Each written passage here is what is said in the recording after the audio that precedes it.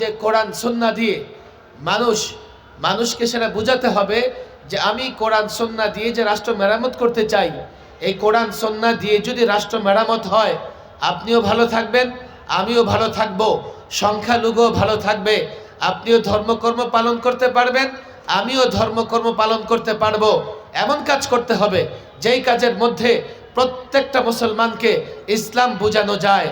ইসলাম যে নিরাপত্তার ধর্ম, শান্তির ধর্ম, ইনসাফের ধর্ম, সুষম অর্থ ব্যবস্থার ধর্ম, ইসলাম যে ন্যায় বিচারের ধর্ম, জাতিকে যদি বোঝানো যায়, তখন আমি যদি ইসলাম দিয়ে রাষ্ট্র মেরামত করতে চাই, ইসলাম দিয়ে রাষ্ট্র সংস্কার করতে চাই, এ জাতি আমার সঙ্গ দেবে।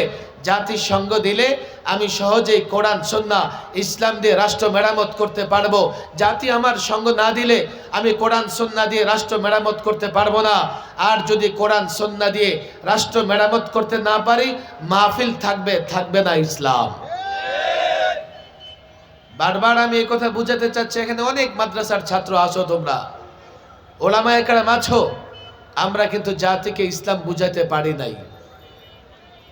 জাতিকে ইসলাম বুঝাইতে পারিনি বলে আমরা যখন ইসলামের কথা বলি, এই জাতির যুবকেরা বলে এটা আপনাদের প্রাইভেট বিষয়, ইসলাম নাকি আমাদের প্রাইভেট বিষয়। আমরা যখন ইসলামের কোনো বিধিবিধানের কথা বলি, এটা তাদের বোধগম্য হয় না, তখন তারা কি বলে, হুজুর এগুলো আমাদের দ্বারা হবে না, আপনারা করেন। আমাদের বড় ব্যর্থতা হচ্ছে আমরা এই জাতির যুবকদের সামনে ইসলাম তুলে ধরতে পারি নাই, যার জন্য ইসলামকে পাশ কাটিয়ে পশ্চিমা কিছু তন্ত্র মন্ত্র রাষ্ট্র পরিচালনা, সমাজ পরিচালনায় জায়গা করে নিয়েছে। আমি প্রায় এই কথা স্পষ্ট বলি, বাংলাদেশে 53 বছরে রাজনীতি হচ্ছে, রাষ্ট্র পরিচালিত হচ্ছে কি দিয়া? কিছু পশ্চিমা তন্ত্র দিয়া, ডেমোক্রেসি দিয়া, সেকুলারিজম দিয়া, সোশ্যালিজম দিয়া, ন্যাশনালিজম দিয়া। আপনারা বলবেন হুজুর আপনি এগুলোর সমালোচনা করতেছেন, আপনি মনে হয় ধর্মান্ধ, আপনি এগুলোর সমালোচনা করছেন, আপনি মনে হয় মৌলবাদ, আপনি মনে হয় সাম্প্রদায়িক, আবার কেউ বলবে আপনি মনে হয় জঙ্গিবাদী, আপনি মনে হয় উগ্রবাদী। এই বাস্তবতাই তো আমি জাতিকে বোঝাতে পারছি না। আমি যে তন্ত্র মন্ত্রের বিরোধিতা করছি, আমি যে তন্ত্র মন্ত্রের সমালোচনা করছি, আমি প্রথম ব্যক্তি নই।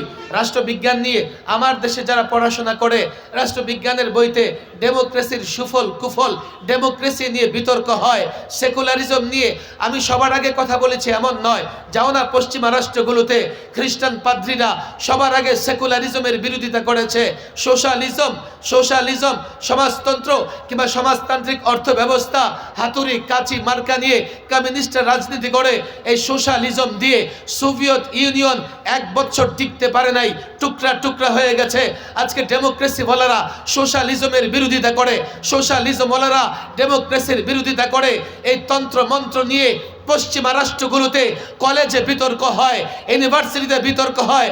আর এই বাংলাদেশে যেখানে আমার সবচাইতে কল্যাণকর ধর্ম ইসলাম আছে, আমি সেখানে যদি পশ্চিমা তন্ত্র মন্ত্র নিয়ে কথা বলি, এদেশের রাজনীতিবিদ, এদেশের শিক্ষিত সমাজ বরদাস্ত করতে পারে না।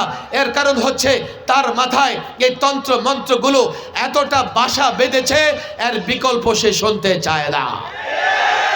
আমি পরিষ্কার বলি, এই 53 বছরে অনেক পরিবর্তন হয়েছে, এই 53 বছরে অনেক পালাবদল হয়েছে। বাংলাদেশের মানুষ পূর্ণ শান্তির মুখ দেখে নাই। আমি তো বলি 53 বছরে ক্ষমতায় থাকবার জন্যে, ক্ষমতায় যাবার জন্যে এত লাশ পড়েছে, এত লড়াই হয়েছে, এত ঝগড়া হয়েছে, কোন দেশে যুদ্ধ লাগলেও এতটা লাশ পড়ে না। এই 53 বছরে তন্ত্র মন্ত্রের নামে এত জনগণের সম্পদ বিনষ্ট হয়েছে, জনগণের প্রপার্টি নষ্ট হয়েছে, এত গাড়ি ভাঙচুর হয়েছে। জাপান বছরে এতটা গাড়িও বানায় না। শান্তি আসে নাই, এবার পরিবর্তন হয়েছে। তোমরা শান্তির আশা করো, শান্তি আসবে না। বৈষম্য দূর করতে চাও, বৈষম্য দূর হবে না। ন্যায় বিচার প্রতিষ্ঠা করতে চাও, ন্যায় বিচার প্রতিষ্ঠা হবে না। সুষম অর্থ ব্যবস্থা প্রতিষ্ঠা করতে চাও, হবে না। পুরনো সিস্টেম দিয়ে বাংলাদেশ চললে বাংলাদেশে শান্তি প্রতিষ্ঠা হবে না। আমি পরিষ্কার বলি, আমি দায়িত্ব নিয়ে বলি, ইসলাম যদি প্রতিষ্ঠা করতে পারো, কোরআন যদি প্রতিষ্ঠা করতে পারো, ইসলামে কোথাও বৈষম্য নাই, কোরআনে কোথাও বৈষম্য নাই। অন্যায় অবিচার ইসলাম কোরআন কখনো সমর্থন করে না। হে ছাত্র সমাজ, সরকারের একজন উপদেষ্টা, এমনকি প্রধান উপদেষ্টার সহকারী, তিনি খুব রাগান্বিত হয়ে একটা স্ট্যাটাস দিলেন। এমনকি তাওহীদি জনতা বলে পুরো বাংলাদেশের ইসলাম প্রিয় জনতাকে কটাক্ষ করলেন। আমার কোনো অভিযোগ নাই, আমি তাকে নিয়ে তেমন কোনো কথা বলতে চাই না। এটা অন্তর্বর্তীকালীন সরকার, যে কোনো সময় নির্বাচন হলে এই সরকার ক্ষমতায় থাকবে না। তাকে নিয়ে খুব বেশি চিন্তাও আমি করি না। আমার চিন্তার জায়গাটা হচ্ছে, আমরা যে এত বড় একটা পরিবর্তন বাংলাদেশে করেছি। এই যাত্রাবাড়িতে মাদ্রাসার ছাত্ররা রক্ত দিয়েছে, 100 জন মাদ্রাসার ছাত্র রক্ত দিয়েছে, এবং 1,500 যারা জায়গায় জায়গায় রক্ত দিয়েছে, আপনি তালাশ করলে দেখবেন এর প্রত্যেকটাই ঈমানবাদী, ইসলামবাদী, মুসলমান, তারা তাওহীদি জনতা। আপনি মুশরিক খুঁজে পাবেন না, মুশরিক খুঁজে পাবেন না।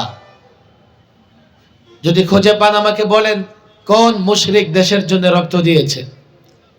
এত বড় পরিবর্তনের পরে যদি তাসলিমা নাসরিনের নিষিদ্ধ বইয়ের পক্ষে কথা বলার লোক পাওয়া যায়, এবং কাল যদি আবার এই নাস্তিক মোরতাদ বেঈমানেরা বাংলাদেশে অবাধে ঘোরাফেরার সুযোগ পেয়ে যায়, ইসলাম নিয়ে কথা বলার, ইসলামের বিরোধিতা করবার, আল্লাহর নবীর চরিত্রে কালিমা লেপন করার সুযোগ পেয়ে যায়, তাহলে আমি যে রক্ত দিয়েছি, এই রক্তের পরে সংস্কার কোথায় হলো?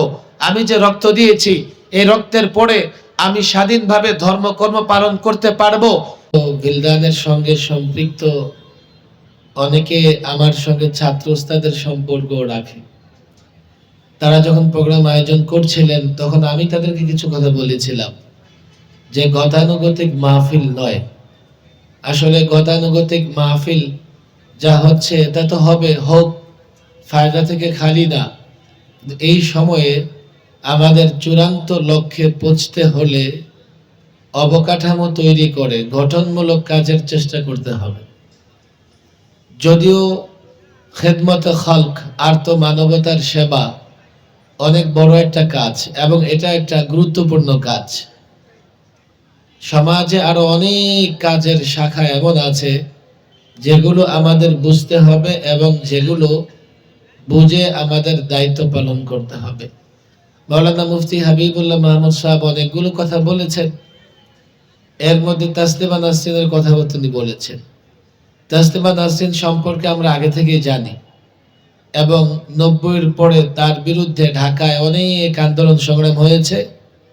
শেষ পর্যন্ত এই 9টা মহিলা দেশ ছাড়তে বাধ্য হয়েছে, এবং তার সমস্ত লেখালেখি নিষিদ্ধ হয়েছে।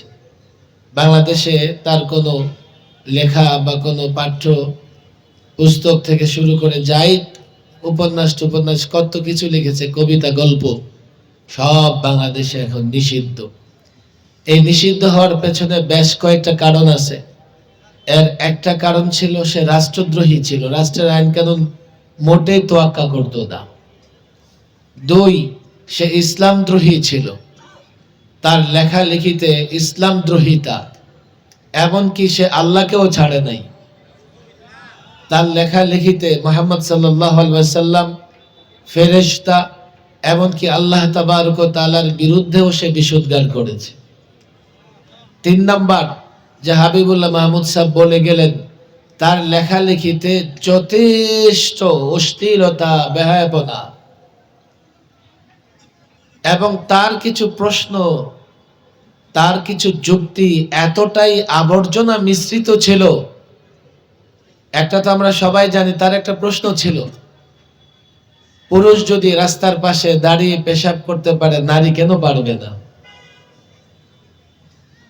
এবার খেয়াল করে দেখেন তার মাথায় কি আছে। মাথায় আছে গোবর, আর যারা গোবর খায়, পেশাব খায়, গেছে আবার ওদের দেশে। আর একজন পুরুষের দৈহিক কাঠামো, একজন নারীর দৈহিক কাঠামো এক নয়। পুরুষ যদি রাস্তায় এই কাজটা করেও ফেলে, সে অন্তত নিরাপদে বাড়ি যেতে পারবে। আর নারী যদি এ কাজ করার উদ্যোগী হয়, নিরাপত্তাও পাবে না, আর নিজের কাপড় চোপড়ও নাপাক হওয়া থেকে বাঁচাতে পারবে না। তিনটা অপরাধ ছিল তাসলিমা নাসরিনের। এক, সে রাষ্ট্রদ্রোহী ছিল। দুই, সে ইসলামদ্রোহী ছিল। তিন, সে ছিল একটা বেশ্যা টাইপের মহিলা।